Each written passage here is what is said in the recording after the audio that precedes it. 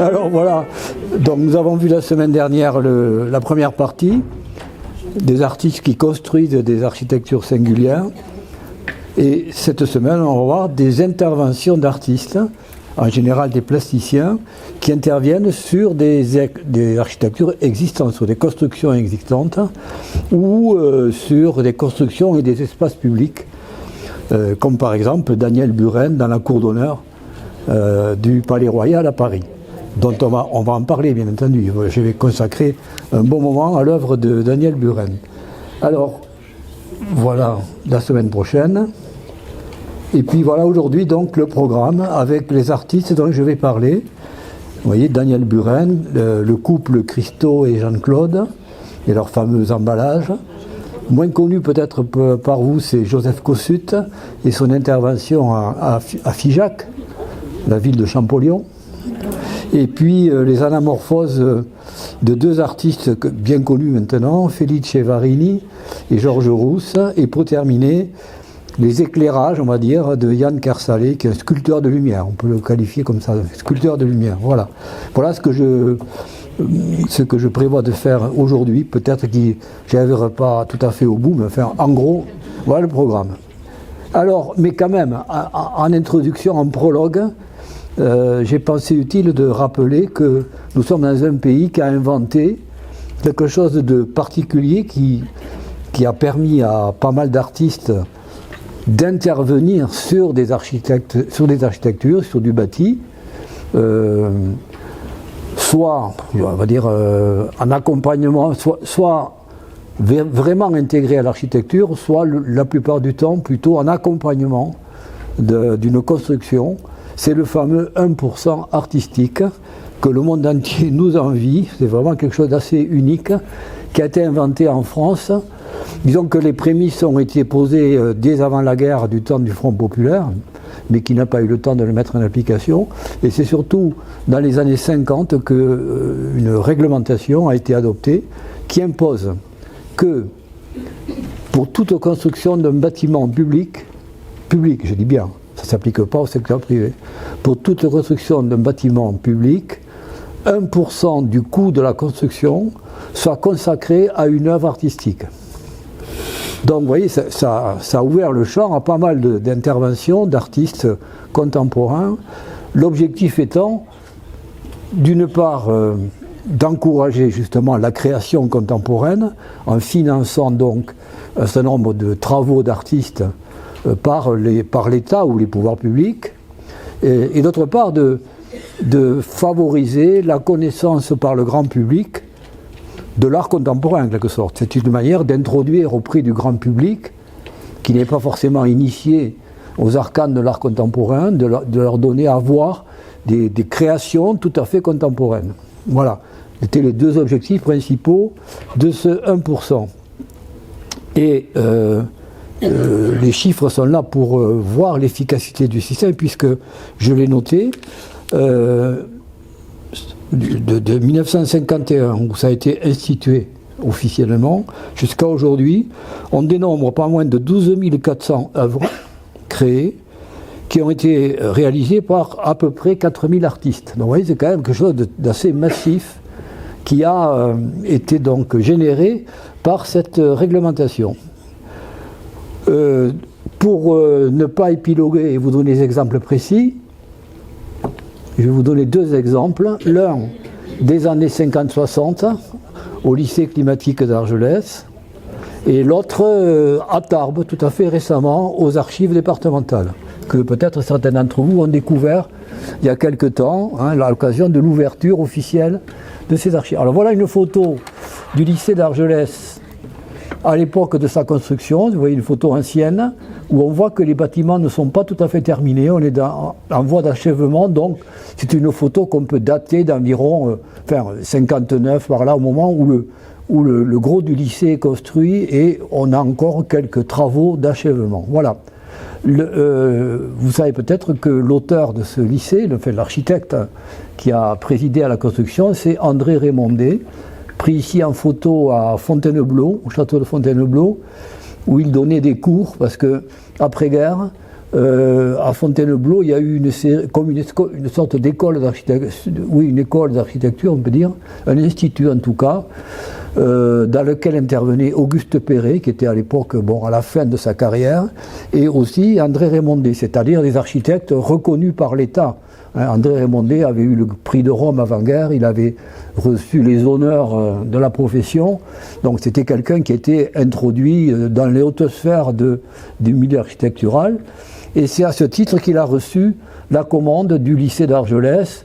C'était à une époque où, je vous le rappelle, le député local, c'était René Bière, qui était à l'époque un des principaux membres du Parti radical qui était très présent dans les gouvernements de la 4e République, et lui-même était, comment dire, il était je crois, le président, pendant plusieurs années, il a été le président de la commission de l'éducation nationale à l'Assemblée nationale. Donc il était à la manœuvre, si vous voulez, pour piloter un petit peu ce qu'était la politique de l'État à ce moment-là en matière d'éducation nationale. Donc il a beaucoup œuvré à ce que dans sa ville d'origine, à Argelès, soit créé un de ces nouveaux lycées qui ont été ouverts dans les années 50 pour, en particulier, des élèves qui avaient des problèmes de santé et qui avaient besoin de vivre dans un milieu meilleur que leur milieu d'origine, disons. Hein. Donc il y a eu en particulier comme exemple de lycées climatiques, on les appelait comme ça, Embrun dans les Hautes-Alpes et Arcachon. Je connais au moins ces deux autres lycées qui sont contemporains du lycée d'Argelès. Et voilà des photos qui ont été prises par André Raymondet lui-même. Vous voyez, un petit format carré avec un appareil sans doute pas très sophistiqué, mais qui était un petit peu son carnet de bord pour témoigner de son travail achevé. Et vous voyez que sur ces photos prises par lui-même, on voit apparaître des créations particulières ici, des sortes d'empreintes qui sont sur les montants qui accompagnent le gymnase ici, les montants en béton, voilà. Et une photo générale de la cour où on voit les cercles de pierre qui agrémentaient cette cour où étaient censés se tenir des cours en plein air. À l'époque, on peut aussi d'innovation pédagogique, on pouvait sortir de la classe pour faire des activités pédagogiques hors de la classe, en plein air. C'était un lycée de plein air. Voilà d'autres photos, avec en particulier un objet qui vous rappelle sans doute les mobiles de Calder, qui était très en vogue à l'époque. Alexandre Calder était à l'époque où il concevait des mobiles qu'il a plantés un peu partout en France et dans le monde. Et il y en avait, alors ça c'était pas un mobile de Calder, c'est un mobile de Monsieur X, parce que cet objet insolite, je n'ai pas trouvé de documentation le concernant, et il a disparu de la circulation à un moment donné. On ne sait pas ce qu'il est devenu. En tout cas, il a existé pendant un certain nombre d'années, au début de l'histoire du lycée, et puis après, il a disparu. Où c'est qu'il a atterri, on n'en sait rien. En tout cas, ceci pour vous présenter déjà, vous voyez, des œuvres qui sont dans le cadre du 1%. Alors, vous voyez qu'il peut s'agir d'œuvres. L'ambiguïté de ce 1%, c'est que, pour le meilleur, on peut imaginer que des artistes vont travailler pour essayer de s'intégrer véritablement à l'œuvre bâtie et à travailler, si vous voulez, à une sorte de symbiose entre les deux. La plupart du temps, c'est souvent des œuvres qui sont autonomes par rapport à l'architecture. Elles sont présentes dans l'espace en question, mais elles n'ont pas forcément de rapport précis, très clair avec l'architecture. Enfin, voilà le problème que pose ce 1%. Mais enfin, bon, disons que dans l'ensemble, ça a permis quand même d'avoir des œuvres qui dialoguent de cette manière avec l'architecture, avec le bâti.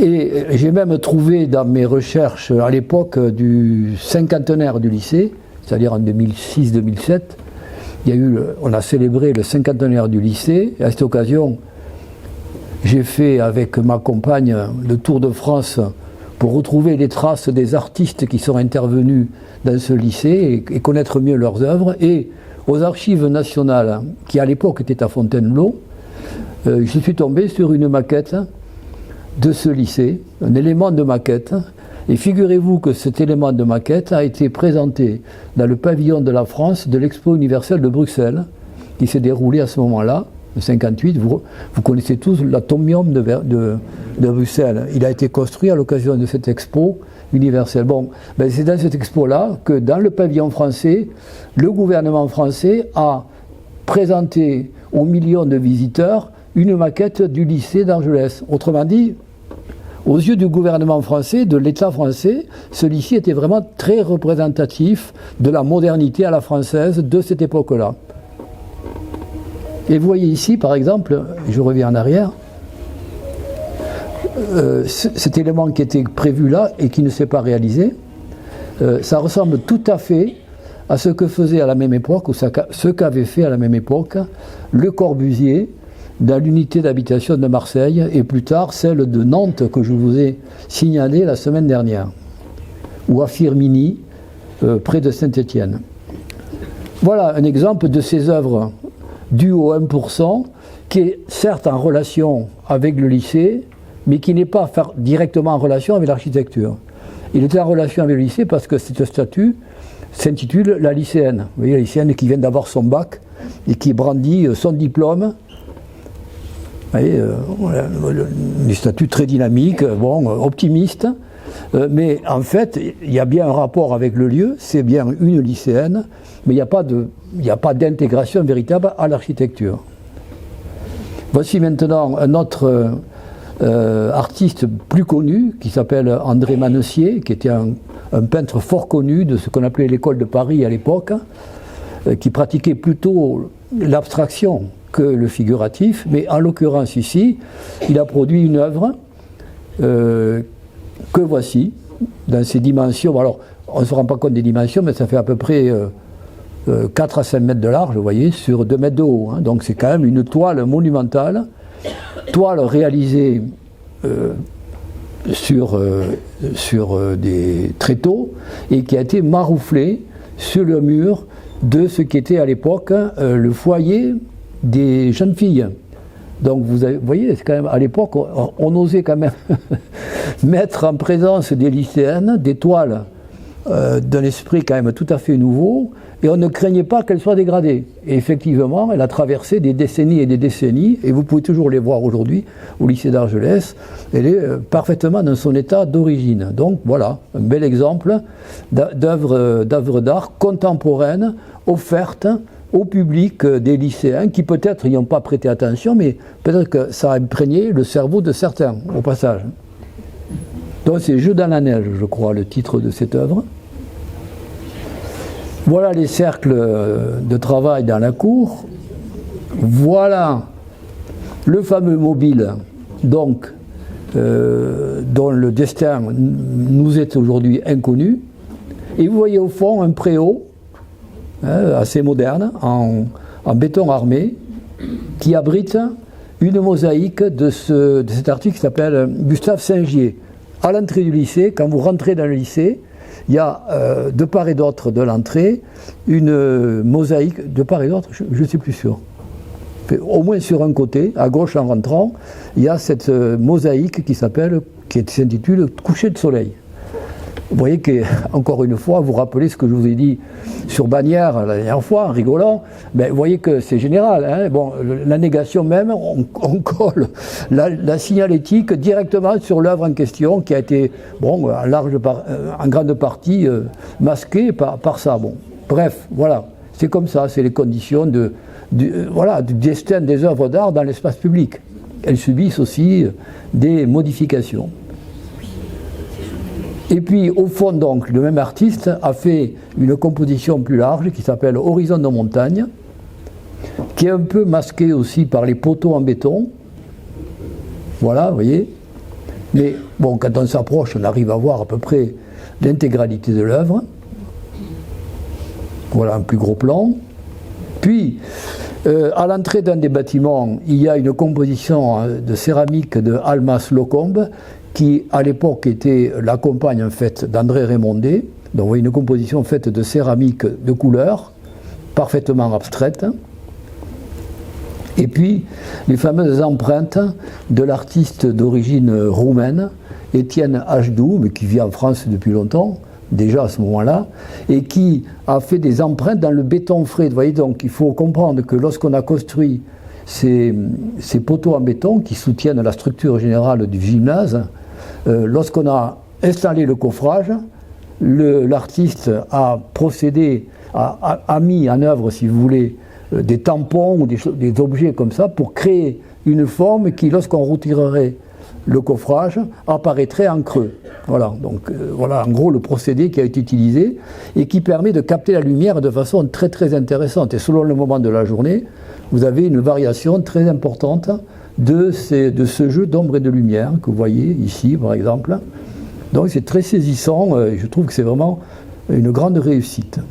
Voilà un aperçu, vous voyez, d'un travail dans le cas du 1% où des artistes ont travaillé en relation avec le lieu où vous intervenez, plus ou moins directement, en essayant de s'intégrer à l'ensemble conçu par l'architecte. Et plus près de nous, tout près de nous, la dernière œuvre qui nous intéresse, c'est cette œuvre qui a été installée dans les nouvelles archives, qui, vous le savez, se trouve désormais dans l'ancienne école normale de la rue Eugène Thénault. Et cette installation, c'est comme ça qu'on peut l'appeler, a été conçue par une artiste qui vit à Toulouse, Nathalie Charrier, et qui est intitulée La traversée du temps. Alors ça, c'est à l'entrée, vous voyez, une sorte, vous êtes accueillis par cet envol d'oiseaux et de feuillets qui figurent les archives, en fait, hein, la matérialité des archives. Et les oiseaux sont en principe des oiseaux qui appartiennent à la faune des Pyrénées. Voilà en gros comment l'artiste a conçu son installation, à la fois en référence au lieu, les archives, et en même temps au lieu plus large, c'est-à-dire les Pyrénées. Bon, voilà un exemple de travail d'une plasticienne qui travaille sur la céramique comme matériau principalement. Il y a aussi des bulles de verre, vous voyez, qui sont accrochées là. Et puis cet envol se poursuit à l'intérieur du bâtiment, notamment dans l'atrium qui se trouve entre l'ancien bâtiment, qui est ici, et les extensions modernes, où se trouve une grande partie des réserves aujourd'hui. Donc dans cet espace-là, qui est un atrium, vous voyez, éclairé par le haut, l'artiste a prolongé l'envol des oiseaux qui se poursuit, qui monte, jusque pratiquement, vous le voyez ici, jusqu'au sommet à peu près de l'atrium, et dont le vol des oiseaux est couronné par le roi de la faune pyrénéenne, qui est le gypaète barbu, hein, le plus grand oiseau, le rapace des Pyrénées. Voilà. Donc un bel exemple, tout à fait contemporain, de la poursuite de ce 1% et de ce travail d'intégration à une architecture. Maintenant, revenons à Daniel Buren, dont je vous ai signalé la présence en Nantes. Vous vous rappelez la dernière fois une vue montrée depuis l'installation de Kanawata, c'est la jetée en bois au-dessus de la falaise. Je vous avais signalé on voyait à l'horizon un cercle qui se trouvait sur l'île de Nantes. C'était le début d'une installation de Daniel Buren qui se prolonge tout le long de ce quai-là. Alors, cette image pour vous montrer justement ce que Daniel Buren entend par outil visuel. L'outil visuel, c'est à la fois, on va le préciser, ce qu'il a choisi lui comme élément qui va lui servir dans toutes les installations, c'est-à-dire des bandes alternées, vous le savez sans doute, blanches et de couleur, ou blanches et noires et blanches et de couleur, toujours identiques, de même dimension, 8 cm 7 de large. Je vais vous expliquer l'origine. Ça, c'est ce qu'il appelle son outil visuel. Cet outil visuel, il l'utilise dans des installations et des constructions qui sont à leur tour aussi un outil visuel. Donc ici, vous avez un cercle qui fait 4 mètres de diamètre environ et qui est constitué par le matériau, vous le voyez ici, c'est de l'acier galvanisé. Et vous voyez qu'il y a bien les bandes alternées de couleur et blanches, mais la disposition de ces cercles donne à voir le paysage, attire votre attention sur le paysage qui l'entoure. Et chaque cercle Il y en a, je ne sais plus si c'est 14 ou 16, qui se succèdent le long du quai. Chacun, à son tour, donne à voir un aspect particulier du paysage urbain et portuaire qui nous entoure à ce moment-là. Nous sommes sur l'île de Nantes, qui est au milieu du fleuve. Et c'est précisément là, je reviens en arrière, bon, c'est un des premiers cercles en question, et nous sommes exactement à l'endroit où les deux bras de la Loire qui traversent Nantes se rejoignent après avoir donc s'est écoulé de chaque côté de la grande île, et où commence exactement l'estuaire de la Loire. Le début de l'estuaire de la Loire, il est là, à l'endroit où les deux bras de la Loire se rejoignent et vont s'élargir progressivement. Voilà donc l'outil visuel, et voilà, si vous voulez, l'installation dans son ensemble. L'ensemble des anneaux qui ont été installés le long de ce quai qui s'appelle le quai des Antilles. Et derrière vous, à droite, il y a un grand hangar qui s'appelle le hangar des bananes. Donc on voit bien l'origine du trafic portuaire dans le port de Nantes à ce moment-là. Alors vous voyez que la disposition de ces cercles vous guide dans une certaine vision de la ville, de ses différents quartiers. Et c'est précisément un des objectifs poursuivis par Daniel Buren. C'est utiliser son outil visuel et ses interventions sur l'espace ou sur les bâtiments pour vous donner une lecture un peu inattendue, une lecture tout à fait personnelle, puisque votre corps est en mouvement et c'est vous-même qui, en fait, créez. Il y a une proposition de l'artiste, mais c'est vous-même qui créez votre propre paysage en vous déplaçant à l'intérieur de l'installation. Alors, de jour et de nuit, comme on va le voir. Voilà les deux créateurs de cette installation, car il y a le plasticien, Daniel Buren, que vous voyez à gauche, et puis vous voyez à droite l'architecte Patrick Bouchain, qui l'a secondé dans ses travaux, qui sont aussi des travaux d'architecture et d'aménagement urbain, que ce soit ici ou bien dans la cour du Palais Royal à Paris.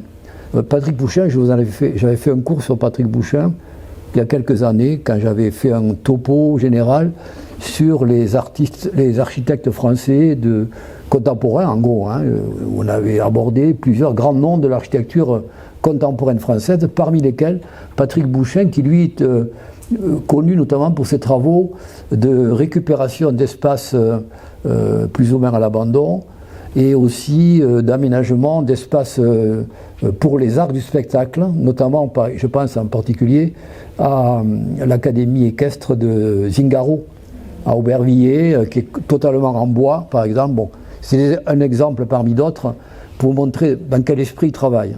Alors voilà donc la localisation de cette installation.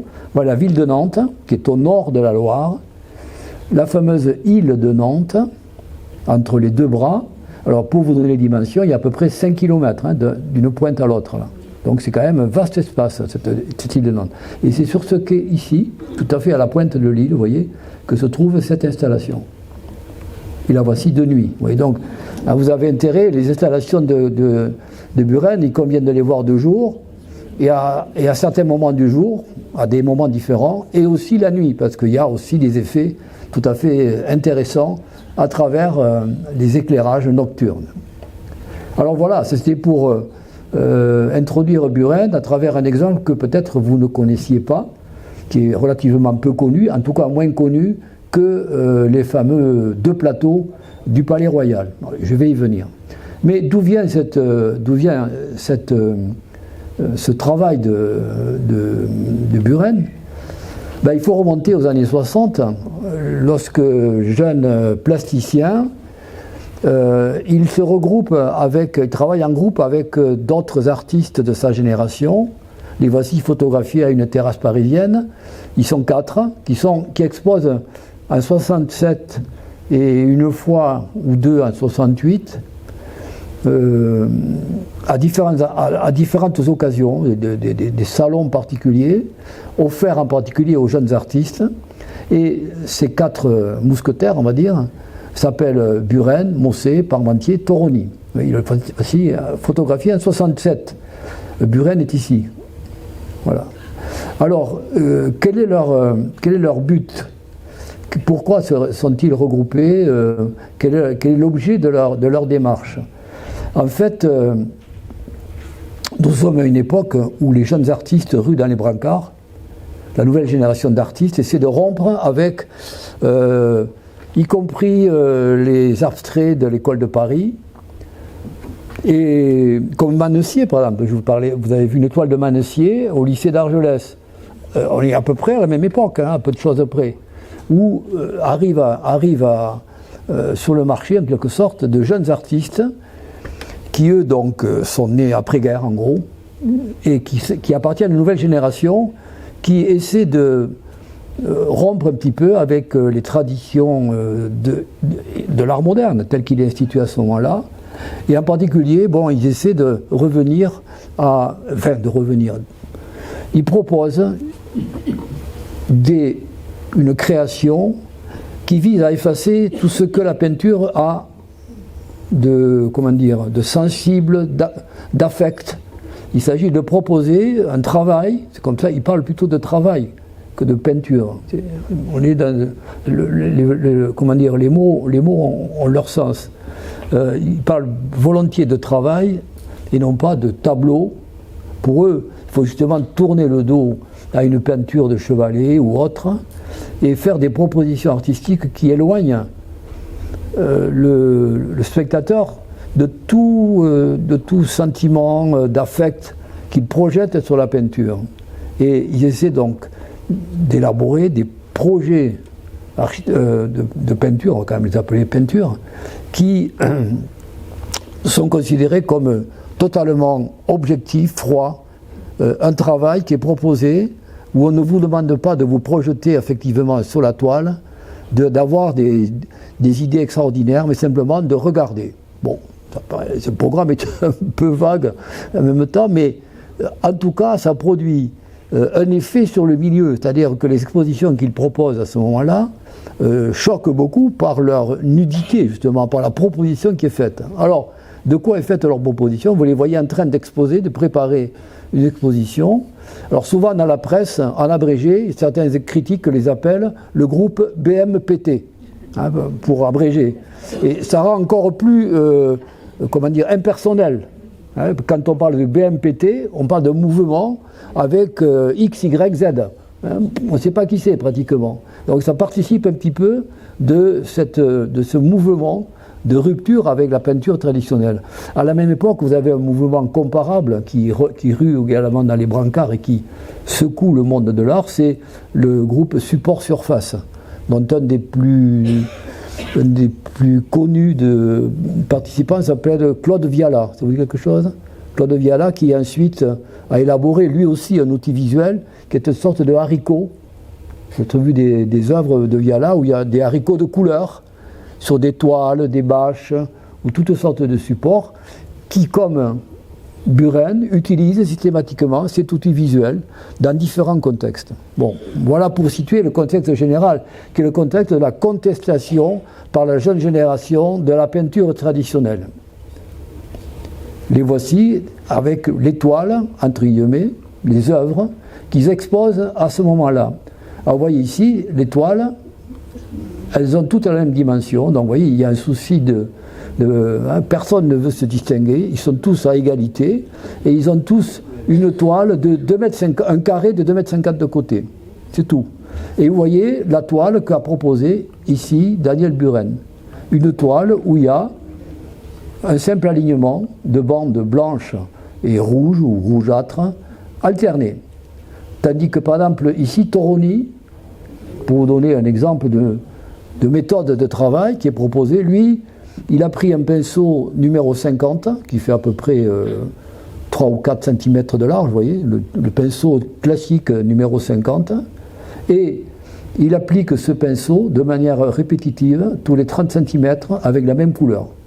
Donc vous voyez qu'on est tout à fait dans ce qu'on va bientôt appeler l'art conceptuel. Ce qui compte, c'est la démarche qui va avec, et on vous décrit un processus qui s'applique à différents supports.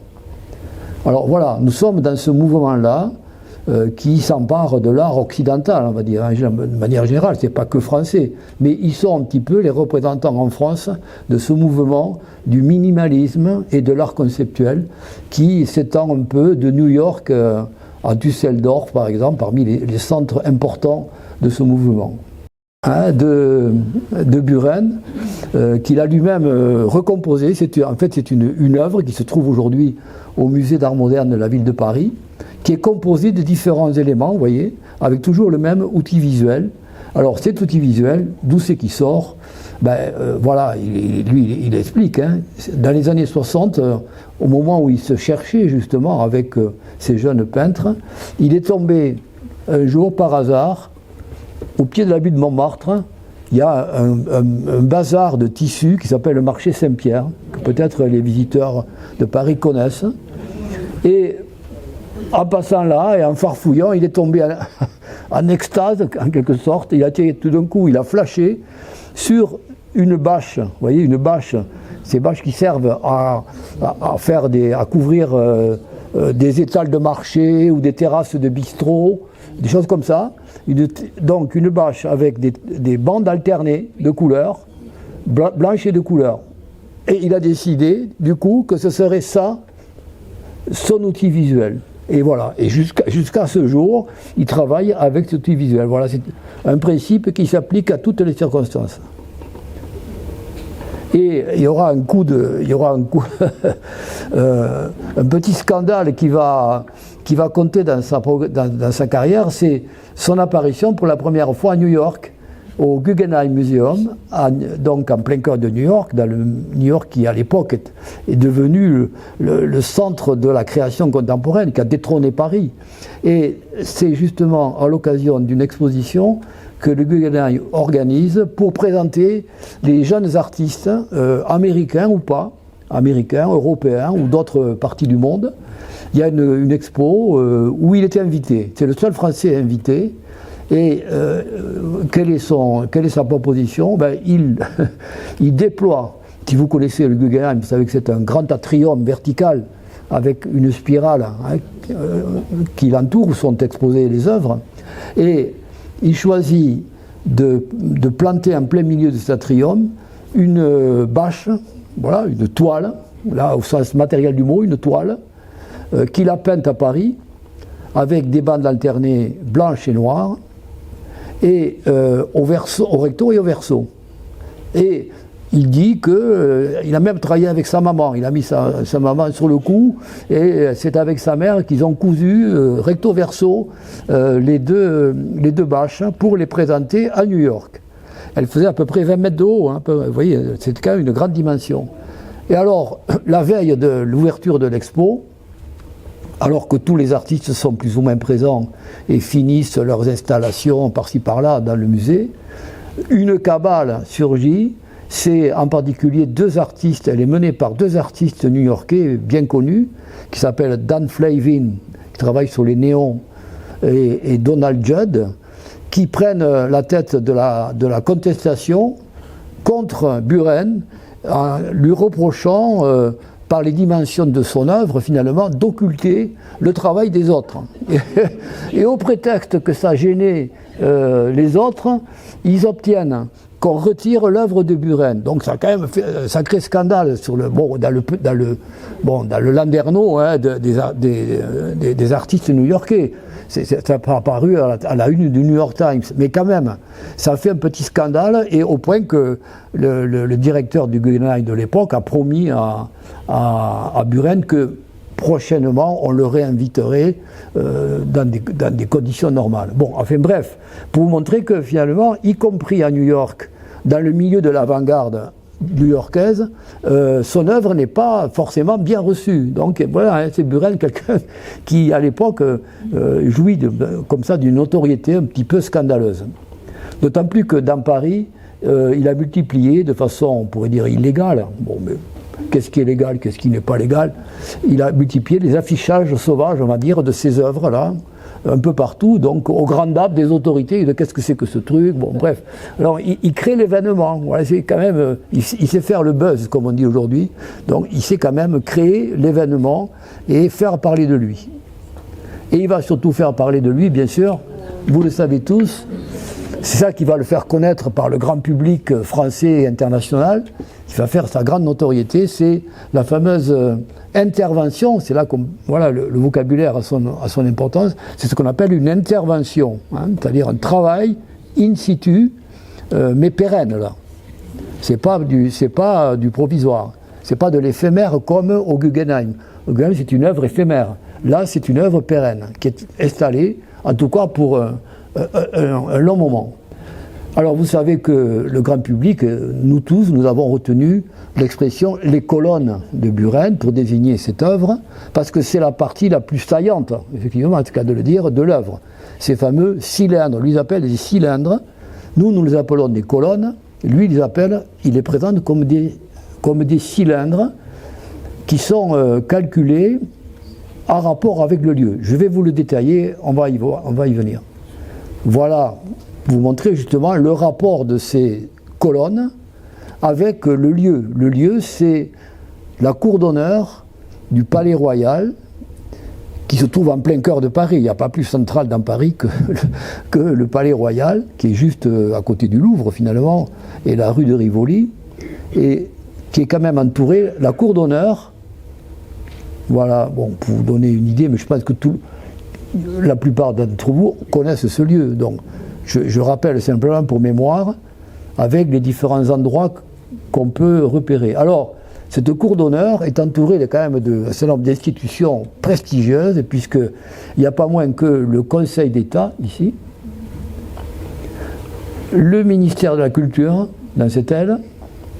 Derrière, ici, à droite, il y aurait le Conseil constitutionnel, et bon, disons, on voit le sommet de la Comédie Française. Donc, vous voyez, il y a là 4 institutions françaises par excellence. On est vraiment dans le cœur de la francité, on pourrait dire, hein, de la France, voilà, sur le plan institutionnel. Donc, en s'attaquant à cet espace, il prend un gros risque quand même. Hein.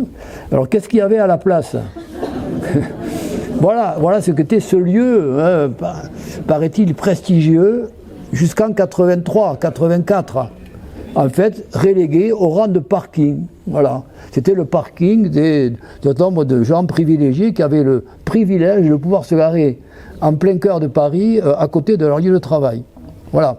Alors, Jack Lang, nouvellement nommé en 81 au ministère, là à côté, en avait un peu marre de voir ces bagnoles se traîner là au milieu de cette cour d'honneur, et il a donc proposé qu'on l'aménage. Et il y a eu donc un concours plus ou moins, et puis finalement on a confié à Daniel Buren le soin de réaménager cette place. Alors le voilà pris en photo au moment de l'inauguration, vous voyez, de ce lieu en 86. Voilà, 86, c'est le moment où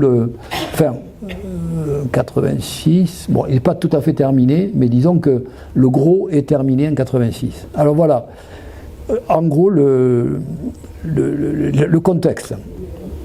Et voilà la maquette qu'il a proposée auparavant, hein, pour visualiser son projet. Alors, plutôt que de déblatérer de manière comme ça générale sur cette œuvre, je vous propose de vous lire, voilà, la prose même de Daniel Buren lorsqu'il décrit son projet officiellement au ministère de la Culture et donc à l'administration française. Voilà, alors je vais vous lire progressivement ce texte, qui n'est pas très très long, hein, mais ça nous permet de bien comprendre un peu la démarche. Bon, alors, les 2 plateaux. Donc, je vous rappelle que cette œuvre, en fait, s'appelle réellement les 2 plateaux. Alors, essayez de comprendre pourquoi il y a 2 plateaux. Alors, descriptif du projet pour la cour d'honneur du Palais Royal. Les 2 plateaux. L'œuvre projetée pour venir s'inscrire dans la cour d'honneur du Palais Royal repose sur 2 principes fondamentaux.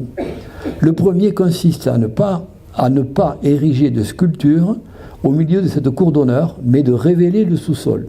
Donc, vous voyez, première idée, on aurait pu penser qu'un espace public, souvent en France et ailleurs, on y plante une sculpture au milieu et on organise l'espace autour. Hein. Ça aurait pu être une sculpture contemporaine, assez élaborée, mais non, on ne veut pas du tout ça. En tout cas, lui, il ne veut pas du tout ça. Et il veut, au contraire, dégager complètement l'espace. Le second principe fondamental vise à inscrire le projet dans la composition architecturale du Palais Royal, qui est essentiellement linéaire, répétitive et tramée. Voilà une vue aérienne qui vous explicite ce qu'il veut dire. Hein. La cour d'honneur, c'est ça. La galerie du Palais Royal, c'est ça, vous voyez. Bon, et l'ensemble des jardins du Palais Royal, c'est ça. Il y a un ensemble qui se décline en 3 parties. Le Palais Royal, proprement dit, la galerie et la cour d'honneur. Et vous voyez que le tramage général, il apparaît très clairement ici, dans l'œuvre terminée, avec en particulier ici, vous voyez ces alignements par rapport à la colonnade. Vous voyez que toutes les colonnes de Buren viennent s'aligner de façon stricte avec les colonnades de la galerie du Palais Royal. Et la trame choisie correspond exactement à l'anthrax, qu'on appelle l'anthrax, c'est-à-dire la distance entre l'axe, entre deux colonnes, si vous voulez. Hein, entre l'axe de chaque colonne, ça s'appelle l'anthrax. Donc, comment l'œuvre se construit-elle? Tout d'abord, en créant un maillage ou quadrillage du sol, dicté par l'alignement des colonnes constituant la colonnade de la galerie d'Orléans. L'anthrax des colonnes étant de 310 cm, 3,10 m, le côté de chaque carré est de cette dimension. Donc ces carrés, vous voyez, ils ont 3,10 m qui correspond à l'anthrax des colonnes. Les plateaux. On poursuit la lecture de son projet. Les plateaux. L'un oblique, dont la ligne de plus grande pente est sur la diagonale de la cour, révèle le sous-sol. Ah, nous apprenons ici que il y a le sol et puis il y a un sous-sol. Alors ce sous-sol,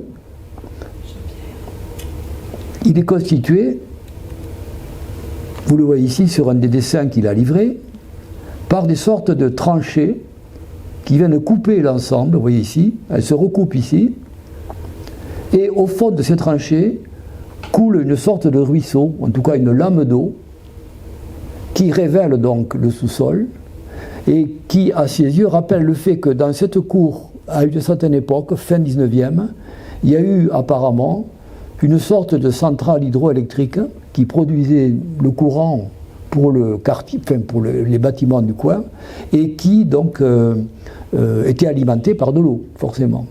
Donc c'est un rappel de cette histoire qu'il conçoit un sous-sol qui rappelle donc l'histoire des lieux. Vous voyez que je dis ceci, et tout ça, ça a l'air d'être des détails, mais c'est pour vous montrer le cheminement d'une pensée d'un artiste conceptuel, comment il fonctionne. Hein, il ne fait pas des choses du tout par hasard. Les choses sont en rapport avec le lieu. Il vous révèle quelque chose de l'histoire du lieu que vous ignoriez, mais que lui, il se propose de vous faire voir. Hein. Alors, il conçoit donc cet espace-là, vous voyez, avec une sorte de tranchées ou de fossés qui vont se recouper et au fond duquel va circuler de l'eau qui est sous contrôle. Alors, il nous a dit les plateaux, l'un oblique dont la ligne plus grande pente est sur la diagonale de la cour, révèle le sous-sol. Alors voici, ça c'est de sa main, hein, des coupes des différentes parties de la cour. Et regardez ici cette coupe, vous voyez bien que, alors que nous croyons être sur un plateau horizontal, quand on se balade au milieu, en fait, il y a une pente qui, de là à là, fait 3,19 m. Et c'est exactement, ces 3,19 m, la hauteur de ces fameuses colonnes. Donc, c'est de la géométrie, hein, dans l'espace. Là, on est à 0, et là, on est à 3,19 m. Les colonnes font 3,19 m. Donc, logiquement, la dernière colonne est à la rase du sol, tandis que la première colonne s'élève largement au-dessus du sol. Voilà pourquoi, quand vous êtes dans cet espace-là, vous voyez des colonnes de différentes dimensions. En fait, elles sont de différentes dimensions parce qu'elles épousent le sous-sol. Donc, vous voyez comment ça marche. Vous avez deux plateaux virtuels. L'un est constitué par le sommet des colonnes. Bien entendu, il n'existe que pas dans votre imaginaire. Il n'existe que dans la mesure où vous essayez de le voir. Et donc, vous devez imaginer que ça, c'est un plateau, un premier plateau. Et le deuxième plateau, il est dans le sous-sol. Il est constitué par ces ruissellements que vous voyez ici, voyez, avec l'alignement des colonnes. Voilà le poteau à la rase, exactement à la hauteur du sol, ici. Tandis qu'à l'arrière, vous voyez une colonne qui se lève largement au-dessus de ce caillebotis. Donc, il y a un fossé qui a été creusé dans lequel coule une lame d'eau constante qui fait 3 cm de hauteur. C'est vraiment, tout été calculé. Hein.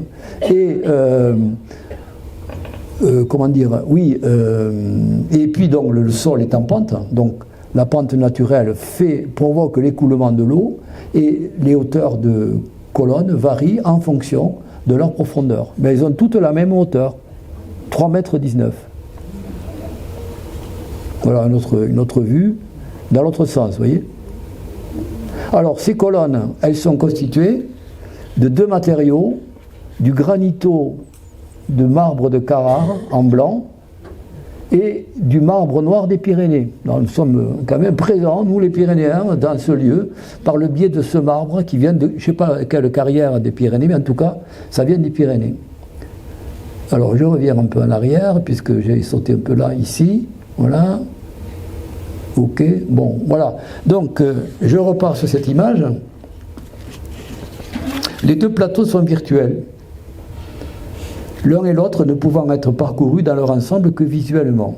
Ceci n'empêcha pas la cour d'honneur de pouvoir être parcourue par le piéton dans sa totalité, ni l'œil de parcourir l'ensemble architectural environnant. Justement, ce type d'intervention a été conçu pour que vous portiez une attention particulière à l'environnement architectural de l'installation.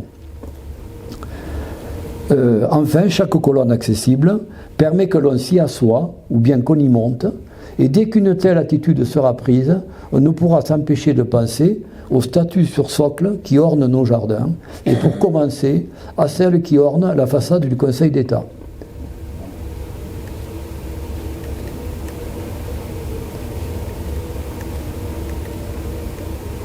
Voilà les dessins même où ils préfiguraient, si vous voulez, comment le public s'approprierait finalement cet espace, en devenant véritablement, en utilisant les colonnes comme des socles, des statues vivantes. Et d'ailleurs, on peut voir que précisément le public se comporte comme lui, il imaginait qu'il se comporterait. Voilà, un véritable statue utilisant les colonnes comme un socle. Et puis, il y a bien sûr les vues nocturnes, dont je vous disais à propos de Nantes, il faut les voir le jour et la nuit, ces installations ou ces interventions. Alors, bon, les colonnes, ça y est, je vous ai décrites. Hein. Ensuite, l'éclairage, voilà, c'était à la fin de son projet. À l'intersection de chaque bande du maillage au sol, un clou luminescent, oui là, un clou luminescent de couleur produit, une fois éclairé, un point lumineux au ras du sol. Ensuite, et toujours suivant le maillage, les tranchées sont éclairées par une ligne lumineuse accrochée sous les grilles, venant illuminer l'eau et les colonnes en sous-sol. Voilà, en particulier. Donc, par réflexion, se dégagera des tranchées un halo de lumière marquant le sous-sol. Bon, voilà, quelques éléments du descriptif, du projet, tel qu'il le présentait et tel qu'il a essayé de le réaliser. Voilà, donc pour vous montrer que cette œuvre, au-delà du scandale, entre guillemets, qu'elle a provoqué dans le Paris de l'époque, peu habitué à l'arrivée de l'art moderne, mais enfin, nous sommes en 85-86, pensez qu'il y a déjà le musée d'art moderne Beaubourg qui a été ouvert, qui est déjà une éruption de la modernité urbaine en plein cœur de Paris, que est en train de s'aménager le Grand Louvre à ce moment-là, avec la pyramide et toutes les polémiques qui l'ont accompagné. Donc il y a eu à un moment donné, bon, disons des aspects un peu politiques, mais bon, dans le mauvais sens du terme, des chicaneries d'ordre politique entre la gauche et la droite. Rappelez-vous le contexte. 86, c'est la première cohabitation. La droite remporte la victoire aux élections législatives et du coup se pose la question du devenir du lieu. Heureusement, il était quasiment terminé. Donc, faites Léotard, je crois que c'était Léotard qui était le ministre de la Culture de Chirac I, en fait ne s'est pas opposé à ce qu'on termine l'installation, même si dans son camp, beaucoup étaient contre. Hein. Bon, la polémique venait beaucoup de ce côté-là. Hein. Et en particulier, le Figaro était quand même, le journal Le Figaro était quand même le vecteur d'une contestation de cette œuvre contemporaine qui évidemment défigurait à leurs yeux, les bâtiments historiques. Bon, le parking et les voitures apparemment ne défiguraient pas, mais ça défigurait.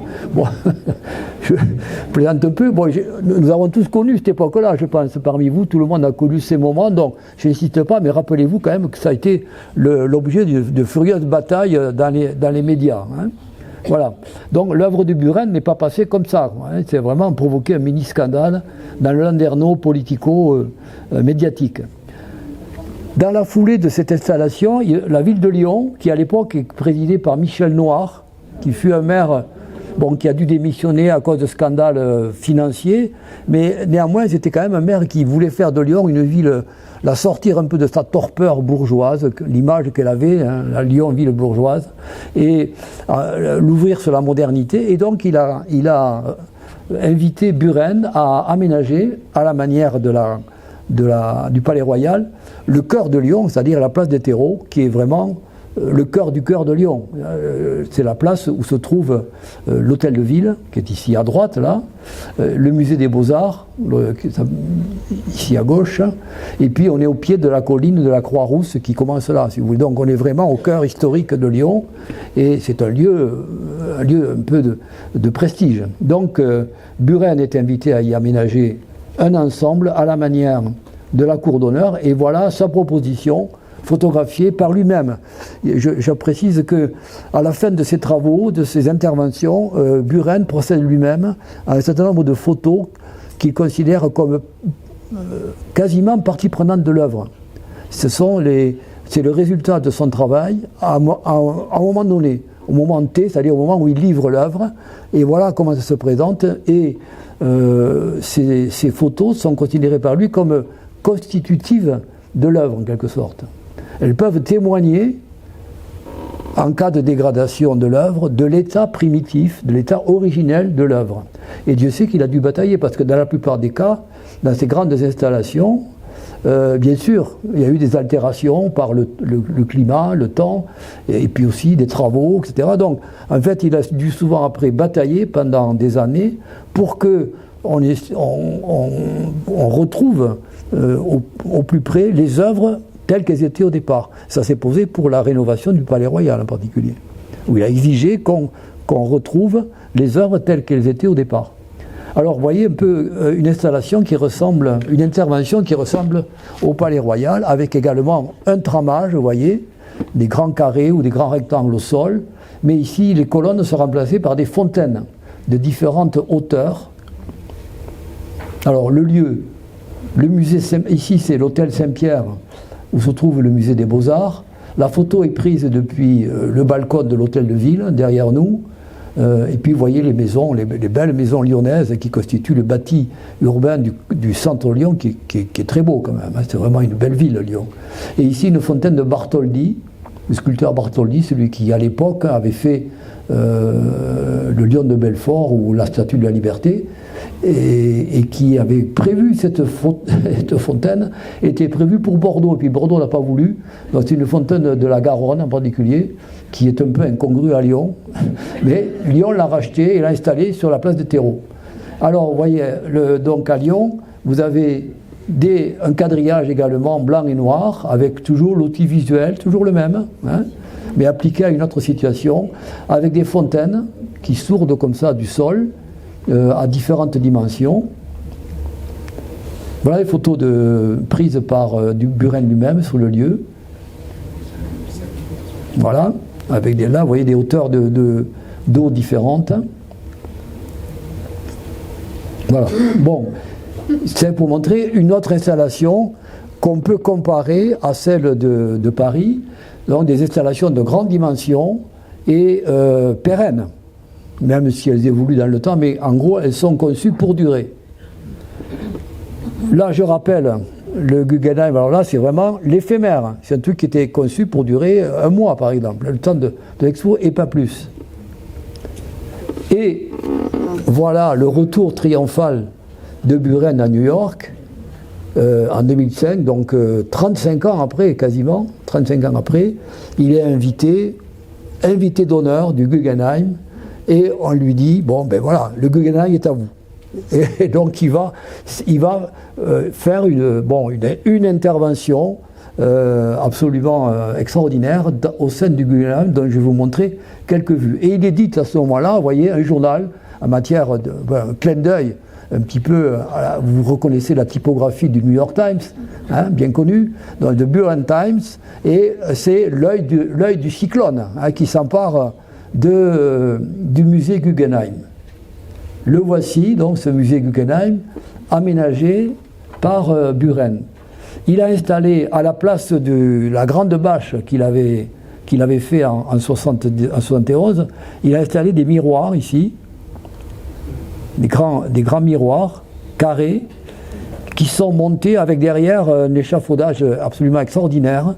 Le public rentre par derrière, dans l'obscurité, et rentrer, c'était une installation en 2005, et était invité à rentrer par ici, sur le côté, et à découvrir les différents travaux de Buren. Alors il a, le long de toutes les rambardes, vous savez, hélicoïdales, qui caractérisent le musée, il a repris son outil visuel, ici, toujours pareil, 8 cm 9 de large, alternativement blanc et vert, et le double en longueur, c'est-à-dire 2 fois 8,9, calculez vous-même, je ne sais plus combien c'est, 16 et quelques.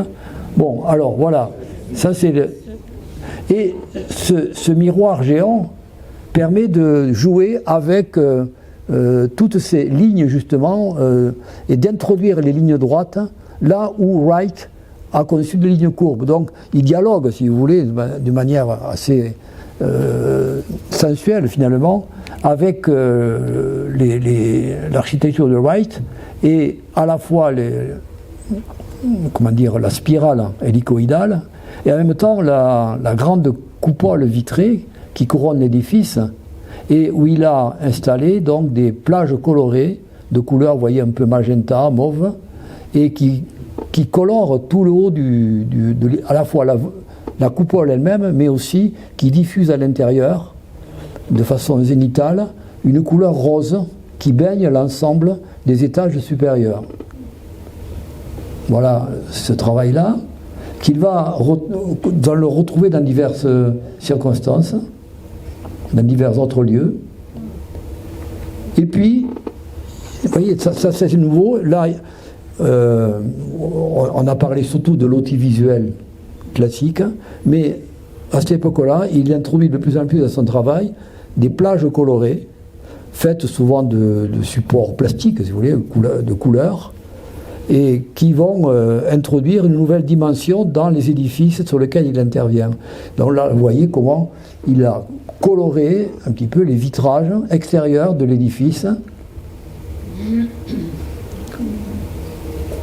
On retrouve partiellement les bandes alternées. Voilà quelques vues de son travail qui va beaucoup intéresser les visiteurs. Hein. Et puis il réinstalle là cette œuvre qui se trouve en fait désormais à Paris. Voilà. Et alors dans la foulée de ces interventions comme ça sur les bâtiments avec des plages colorées, il y a ce fameux travail qu'il a fait en 2016-2017 sur la fondation Vuitton qui à l'époque était assez... Il y avait peu de temps qu'elle était ouverte, hein, la fondation Vuitton. Donc je vous en ai parlé aussi l'année dernière, il me semble, qui a été dessinée par Frank Gehry, l'architecte canadien-américain qui est mort d'ailleurs il y a quelques mois, hein, Frank Gehry. Alors donc voilà, sur cette fameuse fondation Vuitton, son travail qu'il appelle, donc il baptise l'Observatoire de la Lumière.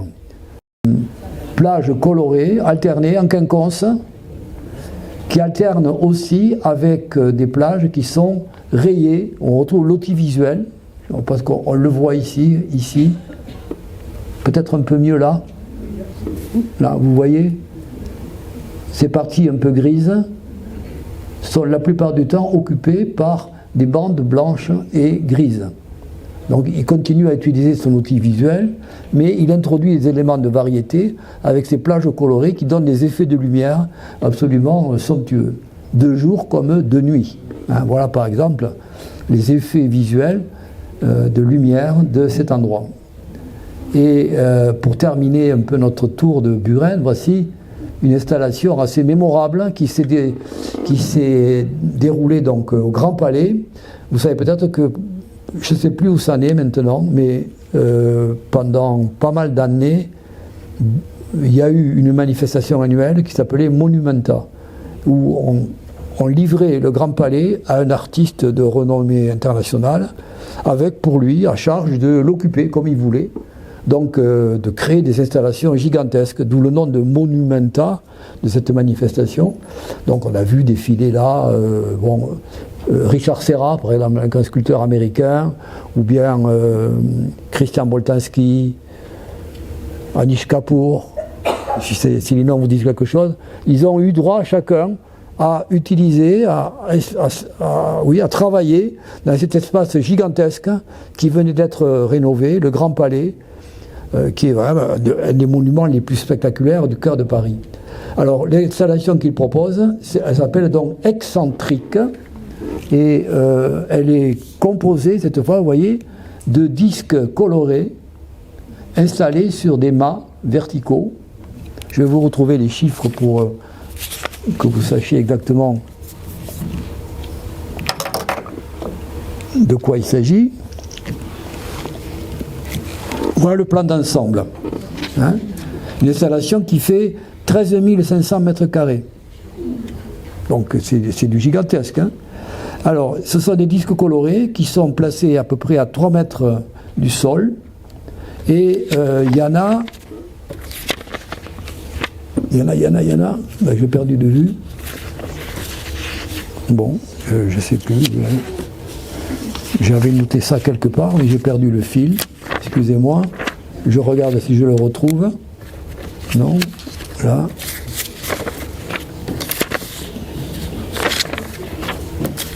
Bon, non, mais donc, je l'ai perdu. J'ai oublié de le prendre, le papier dans lequel j'avais... Bon, vous voyez qu'il y en avait des centaines. Des disques colorés, donc, à peu près à 3 mètres de hauteur. Donc, on y circulait dessous. Hein, donc là encore, hein, l'idée, c'est que le spectateur se déplace librement dans l'œuvre.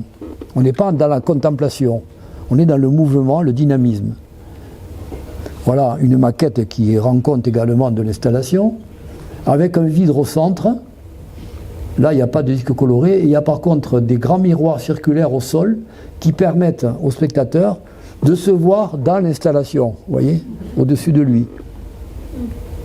Voilà, au niveau du sol, ce que ça donnait, avec des mâts, là où on retrouve l'outil visuel blanc et noir, à peu près à 3 mètres de hauteur, vous voyez les disques ici.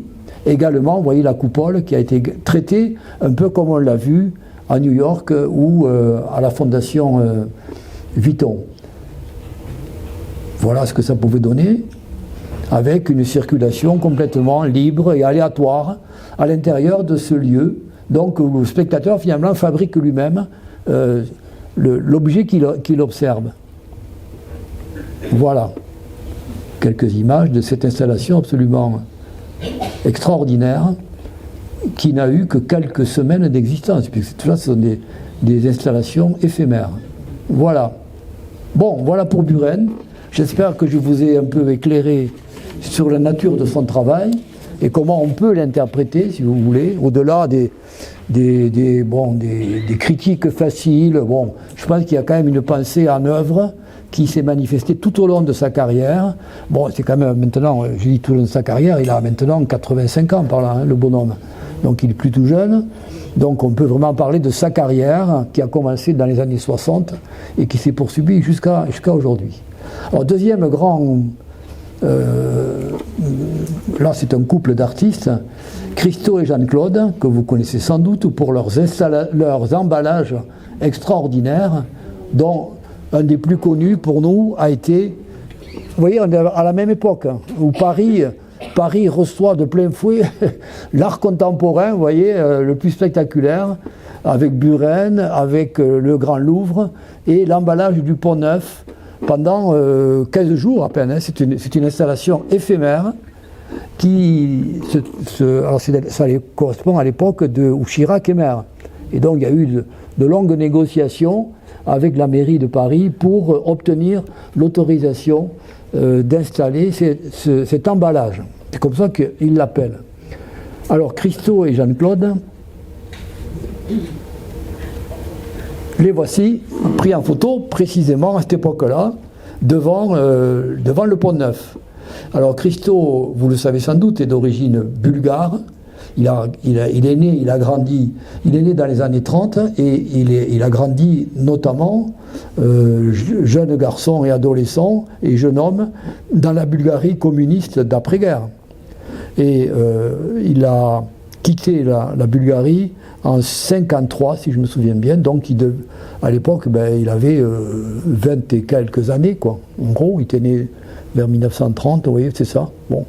Il avait 20 et quelques années quand il a quitté la Bulgarie et qu'il est passé à l'ouest, hein, comme beaucoup de ressortissants de ces pays à cette époque-là. Il est passé par la Tchécoslovaquie, je crois, l'Autriche, et il est abouti en France. Et là, c'est comment il a rencontré Jeanne-Claude, qui va devenir sa compagne jusqu'à la fin de ses jours, jusqu'à ce que Jeanne-Claude meure. Elle est morte avant lui. En fait, pour gagner sa croûte pendant quelques années, comme il avait été quand même formé aux Beaux-Arts, il a utilisé ses talents de peintre pour faire des portraits parmi les commanditaires à Paris. Et à un moment donné, donc, il faisait le portrait de monsieur Denat de Guillemont, qui à l'époque était apparemment le directeur de Polytechnique, quelque chose comme ça. Et donc quelqu'un d'important. Et c'était sa fille. Jeanne-Claude, c'était la fille de ce monsieur. Et c'est comme ça qu'ils se sont rencontrés à l'occasion d'un travail de portraitiste chez son père. Voilà. Et ils se sont plus quittés jusqu'à la fin de leur jour. Voilà. Le début de cette à la fois un grand amour et un très beau travail, une très belle carrière ensemble. Alors revenons un peu en arrière. D'où vient l'idée de ces emballages? Ces emballages, si l'emballage, il ne les a pas inventés tout seul, Christo. En fait, il a des prédécesseurs, dont un des plus connus est Man Ray. Man Ray qui, dans les années 20, propose des œuvres un peu énigmatiques, c'est le cas de le dire, où des objets sont emballés, comme ça. Et celui-ci est très connu parce qu'il fait référence à un vers, on pourrait dire, ou une phrase en tout cas, du comte de Lautréamont. Vous savez que le comte de Lautréamont, c'est le pseudonyme d'Isidore Ducasse. Nous sommes à côté du lycée Lautréamont. Hein. Lautréamont, c'est ce poète du 19e siècle, né Isidore Ducasse à Montevideo, où ses parents tarbés avaient émigré. Et il est revenu en métropole, sur Tarbes, où il a passé quelques années au lycée impérial, comme on disait à l'époque. C'était sous Napoléon III, c'est-à-dire le lycée Théophile Gautier. Voilà, à propos d'Isidore Ducasse. Mais il est surtout connu par les poètes et écrivains comme étant un précurseur du surréalisme, en gros. C'est les surréalistes et les dadaïstes qui ont fait de Isidore Ducasse, comte de Lautréamont, leur héros, celui qui les a précédés dans la voie de l'esprit surréaliste au milieu du 19e siècle. C'est quand même très tôt. Alors, il y a une expression très connue de lui, beau C'est la nouvelle conception du beau surréaliste, beau comme la rencontre fortuite d'une machine à coudre et d'un parapluie sur une table de dissection. Donc, Man Ray, qui était un dadaïste et après surréaliste aussi, a pris au pied de la lettre ces expressions et a fabriqué un emballage dans lequel est censé se trouver une machine à coudre et un parapluie sur une table de dissection. Et tout le mystère est dans l'enveloppement de tout ça, de cet objet qui devient un objet d'art. Voilà l'origine de la conception de l'emballage. Donc il y a un mystère derrière cet emballage, et en tout cas, le fait que l'objet soit emballé vous fait marcher les méninges. Donc, mais qu'est-ce qu'il y a là-dedans? Est-ce que c'est vraiment ça qu'il y a? Donc, c'est ça le but. C'est en fait, on est vraiment là aux origines, pratiquement, on pourrait dire aussi de l'art conceptuel. Hein. Alors voilà, ce qui a servi un petit peu de modèle, d'inspiration à Christo. Et lui-même va pratiquer l'empaquetage, comme ça qu'il appelle. Il fabrique des emballages soigneusement empaquetés avec des objets mystérieux dont il ne donne pas la clé, bien sûr. Le coup, c'est on ne donne pas d'explication. C'est à vous d'essayer de deviner ce qu'il y a à l'intérieur. En tout cas, il y a un côté mystérieux, énigmatique, et qui exerce votre esprit d'observation. Donc, nous voilà de nouveau avec eux, et puis il va commencer à pratiquer des emballages mais de très grande dimension. Et avant de commencer à emballer des monuments, comme le Pont Neuf à Paris, il va faire des grandes installations qu'il apparente à ce moment-là à ce qu'on pourrait appeler le land art, c'est-à-dire des installations gigantesques dans la nature, comme ici en Australie, au sud de l'Australie, du côté de Sydney, où il obtient l'autorisation d'installer, vous voyez, une toile gigantesque qui recouvre 90 000 mètres carrés de tissu, avec 56 km de cordes. Alors vous voyez l'ampleur du travail, c'est pas des petites installations. On est vraiment à une échelle absolument inconnue jusque-là, qui apparaît à ce moment-là dans le monde de l'art. Donc ça suppose, bien entendu, quand on voit ça, on se dit que ça suppose bien sûr, tout un travail de préparation auprès des autorités. Il faut obtenir, négocier, pied à pied, l'autorisation d'installer ce genre de choses, soit dans la nature, soit dans l'espace urbain. Deuxièmement, bien entendu, ça suppose que c'est un travail d'équipe, et d'équipes nombreuses. Donc, là, on tourne le dos au mythe de l'artiste héros solitaire, genre la vie de bohème, vous voyez. On n'est pas du tout dans cet esprit-là. L'artiste moderne, c'est quelqu'un qui travaille dans le siècle, on pourrait dire, pour reprendre un vocabulaire de l'Église, dans le siècle, auprès des hommes. Et précisément, il s'agit de leur montrer des choses, de leur révéler des choses que peut-être ils n'avaient pas soupçonnées. Alors donc là, on a toute une équipe d'assistants, on les appelait comme ça, qui travaillent avec eux et qui passent des journées à installer les toiles, à les fixer. Vous voyez des cordages ici par exemple, vous imaginez, on ne peut pas laisser comme ça au gré des vents cette toile gigantesque. Donc il y a toute une logistique qui va avec ces œuvres qui fait qu'on est vraiment impressionné. Bon, c'est vraiment des travaux de longue haleine qui demandent une réflexion intense, une organisation extraordinaire et un financement extraordinaire. Christo, on peut dire, mais comment? Parce qu'il ne demande pas un centime aux autorités, aux administrations, aux villes ou aux centres d'art. Non, c'est de l'autofinancement. Donc l'idée, c'est que, au préalable, avant l'œuvre réalisée, on va éditer des travaux préparatoires et les vendre comme des œuvres d'art. Et ainsi, commencer à financer son œuvre. Et ensuite, on va faire des photos ou des gravures de l'œuvre réalisée et on va les vendre, signées, c'est-à-dire comme des œuvres d'art, si vous voulez, avec un tirage limité, mais qui vont permettre de renflouer les caisses. Et c'est par ce biais-là que Christo et Jeanne-Claude financent leurs travaux. Alors c'est plutôt Jeanne-Claude qui est chargé des finances et de la logistique, et Christo qui est chargé de la conception, si vous voulez. Voilà un peu comment le couple fonctionne. Alors, un exemple très célèbre, Hein, c'est le Valley Curtain qu'il installe dans une vallée du Colorado, vous voyez, absolument extraordinaire. Hein. Alors là, vraiment, on est dans le land art pur. Hein. Une installation complètement en plein air, là, avec des cordages et des tissus de dimensions également gigantesques. Alors là, ils ont eu quelques problèmes avec le vent, et qui fait qu'ils ont dû démonter plus vite qu'ils n'avaient prévu. Mais enfin, l'installation a existé pendant quelques semaines où on a pu les voir et les photographier. Vous voyez de plus près la dimension. Vous avez des gens qui travaillent là, et vous voyez un petit peu la dimension de l'installation.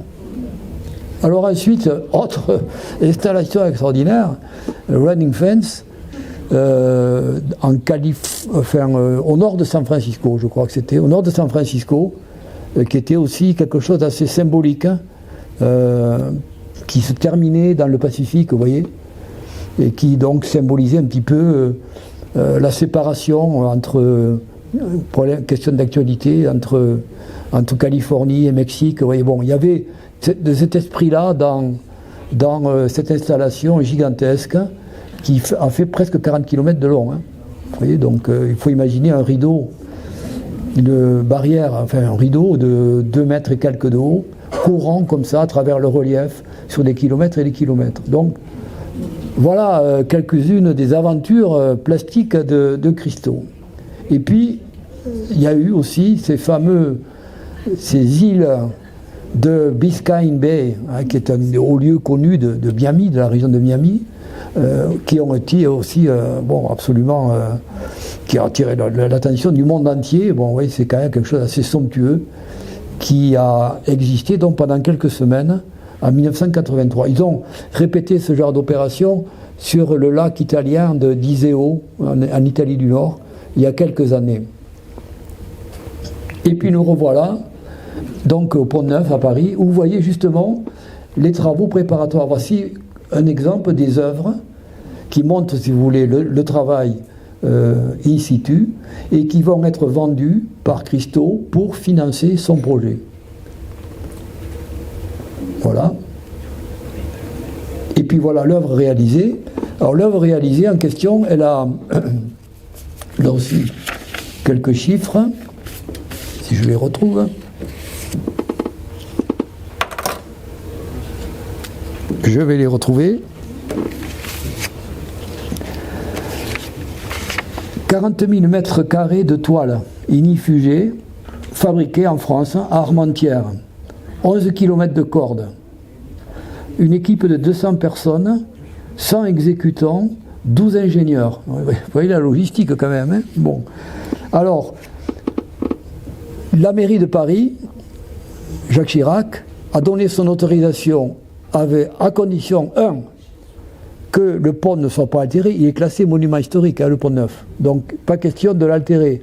On ne peut pas planter un clou n'importe comment. Donc, il ne faut pas que le pont soit altéré, et il faut qu'il reste fonctionnel pendant toute la durée de l'installation. C'est-à-dire que la circulation fluviale puisse se faire, péniches et bateaux-mouches, que les piétons et les voitures puissent continuer à circuler sur le pont. À ces conditions-là, on vous autorise à emballer le pont. Et donc, il a organisé tout ce qu'il fallait pour que ça puisse... Il y a eu donc des plongeurs pour aller fixer la toile sous l'eau, par exemple. Bon, bref, et des comment dit-on là, les spécialistes de l'escalade. Des cordistes, oui, voilà, merci. Des cordistes qui ont travaillé pour fixer la toile sur le pont. Bref, toute une armada de personnel pour réaliser ça. Voilà. Alors, il réédite cet exploit avec le fameux Reichstag, qui était une vieille idée, parce que depuis les années 60, c'est un transfuge de l'Est. Hein. N'oubliez pas, Christo. Donc, c'est quelqu'un qui vient de pays qui était soumis à la tutelle communiste et qui était derrière le rideau de fer, devenu le mur de Berlin. Alors précisément, depuis longtemps, il imaginait une installation, un emballage du Reichstag du temps de la guerre froide. Et là, on est donc, là, on est après la chute du mur en 95. Mais lui, il y travaille, il y pense depuis 30 ans. Depuis l'époque où les autorités de la RDA ont construit le mur qui précisément passait, je ne sais pas si vous le savez, juste derrière le Reichstag. Hein, le mur passait entre le Reichstag et la porte de Brandebourg. La porte de Brandebourg était à l'est et le Reichstag était à l'ouest. Voilà, et le mur entre les deux. Donc un lieu symbolique particulier, et il rêvait évidemment de faire quelque chose sur ce Reichstag qui était resté dans son état d'après-guerre. Hein. Il avait été retapé, mais on n'avait pas reconstruit. C'est après qu'on va le reconstruire et qui va devenir le siège du Bundestag actuel. Alors, il propose donc un emballage. Alors là aussi, les autorités allemandes se sont fait tirer les oreilles. Hein. À l'époque, Helmut Kohl, qui est le chancelier, ne veut pas en entendre parler. Hein. Pour lui, c'est un crime de lèse-majesté, c'est un bâtiment historique, etc. C'est une défiguration du lieu. Bon, bref, le gouvernement de l'époque, c'était Helmut Kohl qui était chancelier, c'était Schnoebel, le ministre des Finances bavarois, qui était aux manettes. C'était des gens qui n'étaient pas favorables à ce genre de plaisanterie. Hein. On ne plaisante pas avec les symboles allemands. Donc, ils ont eu beaucoup de mal à convaincre, mais comme on est dans un pays parlementaire en Allemagne, c'est le Bundestag qui a le dernier mot. Et donc le Bundestag, à Bonn à l'époque, a voté, a approuvé l'installation proposée par Christo, malgré le niet de Kohl. Donc voilà, c'est intéressant quand même de voir comment fonctionne le pouvoir allemand et les rapports comme ça entre les différents pouvoirs fédéraux. Alors ici, revenons à notre sujet. Là aussi, vous imaginez, bon, la débauche de tissus, etc., les cordistes, tout ce qu'il faut, et l'effet produit qui a été prodigieux. Ça a été un succès extraordinaire. Des millions d'Allemands et de non-Allemands sont venus voir cette installation qui n'a duré que 15 jours. Hein. Toujours pareil, c'est toujours des installations éphémères. Et voilà, des différentes vues, bon, c'est assez extraordinaire. Voilà. Bon, donc vraiment un objet visuel absolument somptueux. Je rappelle au passage que le jeune Christo, quand il arrive en France et qu'il veut s'opposer, je disais, il a voulu emballer le Reichstag parce que symboliquement c'était depuis les années 60 là que passait le mur. Et là, à Paris, à l'époque où le mur a été construit, il a demandé l'autorisation de construire symboliquement dans une rue du quartier latin, la rue Visconti, enfin de Saint-Germain, un rideau de fer. Hein, un rideau de fer. Et alors, on n'y a pas donné l'autorisation. Alors, il a fait une installation illégale, une nuit, lui et ses copains, ils ont installé un mur de bidon, vous voyez, pour symboliser le rideau de fer qui venait d'être construit à cette époque-là, qui était tout neuf, si j'ose dire. Voilà. Et puis pour terminer son parcours, voilà la dernière œuvre qui a été réalisée alors qu'il venait de mourir. Il avait laissé tous les plans évidemment pour le faire. Donc c'est l'emballage du Arc de Triomphe en 2021. Œuvre posthume, vous le voyez, parce qu'il est mort en 18, je crois, me semble. Voilà. Et qui a été aussi qui a eu un succès considérable. Alors, vous voyez justement les assistants au travail en train de déployer la toile et le multiple personnel qui s'active autour de l'Arc de Triomphe. Voilà, tel que ça se présentait. Donc on était en 2020, combien c'était déjà 21, voilà. Ok, bien. Et voilà un exemple de ces œuvres qui ensuite devaient participer au financement de son travail. On a 5 minutes, eh bien on va en profiter avec une œuvre là on revient sur des dimensions plus modestes. On est à Figeac où en 1990 un artiste alors Joseph Kossut, c'est vraiment le pape de l'art conceptuel, hein. C'est vraiment un des fondateurs de l'art conceptuel new-yorkais, et il est invité en 1990, a imaginé une installation pérenne, une intervention donc, dans les lieux mêmes où Champollion est né et a grandi. C'est à l'occasion de la rénovation du vieux Figeac, où la maison natale de Champollion est devenue le musée ce qu'on appelle le musée des Écritures, consacré notamment aux hiéroglyphes. Vous savez tous bien entendu que Champollion est l'homme qui a le premier découvert le secret des hiéroglyphes, notamment grâce à la fameuse pierre de Rosette. Donc Joseph Kossuth vous propose ici une reproduction à l'échelle X de la pièce originale. La pièce originale se trouve aujourd'hui au British Museum. À l'origine, elle a été découverte par les Français au moment de l'exposition de Bonaparte, qui a été un désastre militaire, comme vous le savez, contrairement à la légende napoléonienne, qui s'est terminée par un désastre à Aboukir, où la flotte française a été coulée sur place, comme d'habitude, je dirais, et par les Anglais. Et à cette occasion, à l'occasion des traités de paix signés après tout ça, les épisodes napoléoniens, les Anglais ont réussi à s'emparer de la pierre de Rosette qu'ils ont installée au British Museum, mais qui était primitivement découverte par les Français. Or, cette pierre, vous le savez, comporte 3 écritures, dont des hiéroglyphes et du grec. Et grâce au rapprochement entre les écritures, Champollion a réussi, après des années de travail, à déchiffrer la méthode pour arriver à lire les hiéroglyphes. Alors Joseph Kossuth, donc, nous sommes en 1990, c'est donc le bicentenaire de la naissance de Champollion. Et cette intervention comporte 3 pièces. La pièce principale, c'est la place des Écritures, ici, avec la reproduction de la pierre de Rosette, qui fait une dalle de 96 mètres carrés. Donc, vous voyez, c'est une grande taille. C'est constitué de granit noir de Zimbabwe, d'Afrique australe. Elle comprend 3 degrés.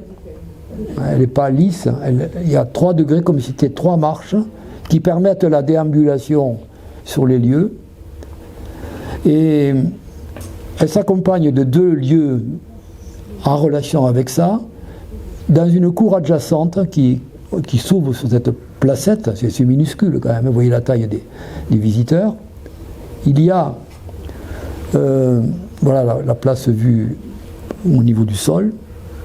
Et ici à droite, si je me souviens bien, on rentre dans une courette ou une sorte de cave cour où Joseph Kossuth a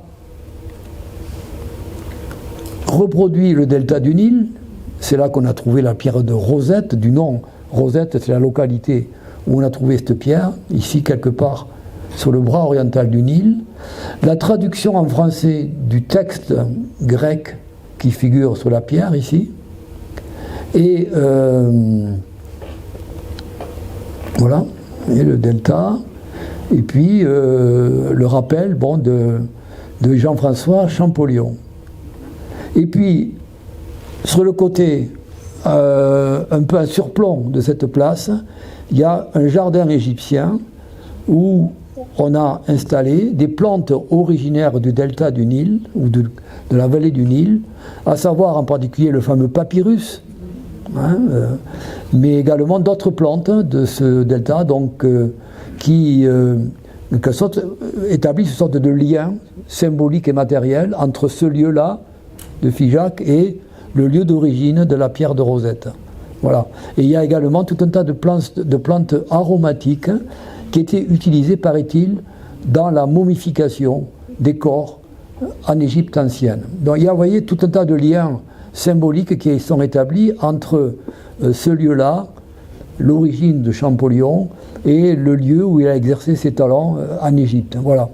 Donc voilà un bel exemple, si vous voulez, d'un travail qui demande, bien sûr on peut le visiter, apprécier la réalisation, etc., les qualités, et puis la qualité de la rénovation des maisons autour, c'est un beau lieu, Mais en même temps, bon, vous avez la proposition de cheminement intellectuel hein, qui accompagne votre déambulation dans ce lieu-là. Et il y a, je crois, cette articulation entre les deux qu'il faut toujours avoir à l'esprit pour bien comprendre ce qu'est la proposition plastique que vous avez devant vous et en quoi elle peut être riche sur le plan intellectuel.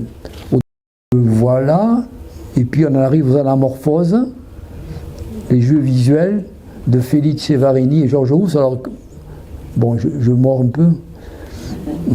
Alors, on va juste, mais je vais m'arrêter quand même.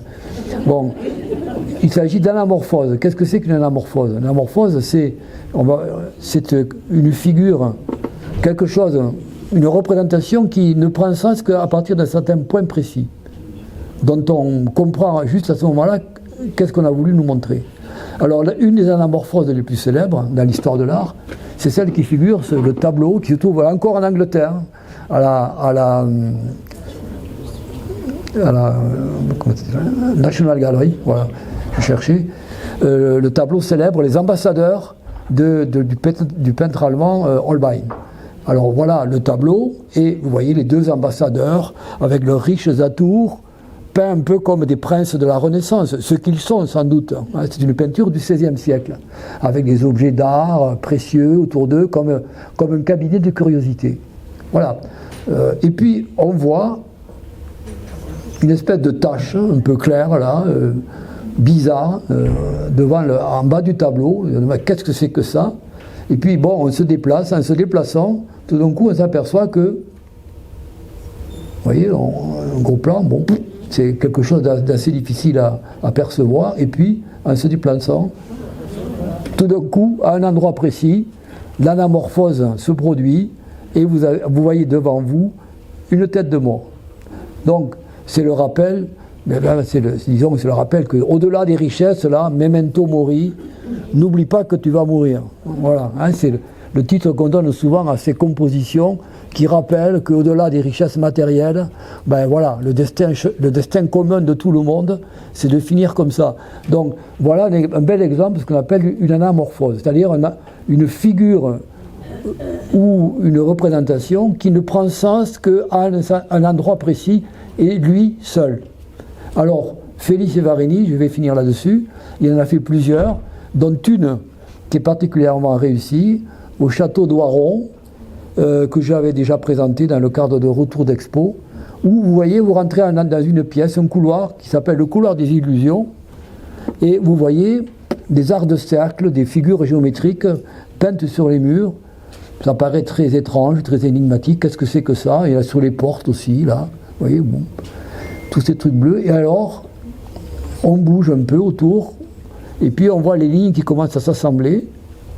Et puis il y a un miroir au sol. Et tout d'un coup, on s'aperçoit qu'à un certain endroit, on commence à voir deux cercles hein, qui se composent sous vos yeux à partir de tous les éléments que vous aviez dispersés dans le couloir. Et en bougeant encore, les deux cercles disparaissent et deviennent un cercle. Vous voyez? D'où le nom de cette œuvre, le couloir des illusions. Voilà. C'est ça une anamorphose de Felice Varini. Alors il a multiplié ce genre d'exemples un peu partout, notamment à Marseille, sur le toit de la Cité radieuse, où on voit, il avait à un moment donné, vous voyez, on voit des traits jaunes, là aussi mystérieux, et puis à un certain endroit, hop, tout prend sens, et on voit qu'il y a une composition qui a été faite par Felice Varini en rapport avec l'architecture de Le Corbusier. Et à l'intérieur de cette salle ici, là, une autre anamorphose qui devient ça lorsque vous trouvez la bonne position. Et je terminerai avec ça parce qu'il ne faut pas exagérer quand même. Bon, on ne va pas déborder trop longtemps. Alors, à Carcassonne, en 2018, il a fait cette installation qui a été polémique, hein, parce que beaucoup de gens disent « Mais qu'est-ce que c'est que ça ?» Ces arcs de cercle jaunes sur les vénérables murailles de la cité de Carcassonne, qui étaient visibles si vous connaissez l'endroit, lorsqu'on vient de la cité moderne en bas, qu'on traverse l'Aude sur le vieux pont et qu'on monte vers la cité par cet endroit-là. et non pas par les parkings voitures qui sont de l'autre côté. Donc pour les voir, ces cercles, il fallait monter, il fallait passer l'Aude et monter par la vieille poterne. Et en s'approchant de la muraille, on voyait se composer une figure géométrique. Et puis, à un moment donné, hop, une fois arrivé à un certain endroit, pof, tout d'un coup, tout s'éclairait et on comprenait pourquoi il y avait tous ces arcs de cercle dispersés dans le paysage. Alors, je m'empresse de dire que tous ces arcs de cercle sont des matériaux, évidemment, qu'on colle, qui n'altèrent pas du tout le bâtiment, hein, sinon, bon, ça ne serait pas possible. Tout ça est transformable, bien sûr. Voilà. Alors, je m'arrête là, parce que, bon, j'aurais à parler de Georges Rousse, et puis encore de Yann Kersalé. Alors, je verrai la semaine prochaine si je le fais. Ouais, ça vaut le coup quand même, c'est intéressant. Bon, voilà. Je m'arrête là pour aujourd'hui en tout cas.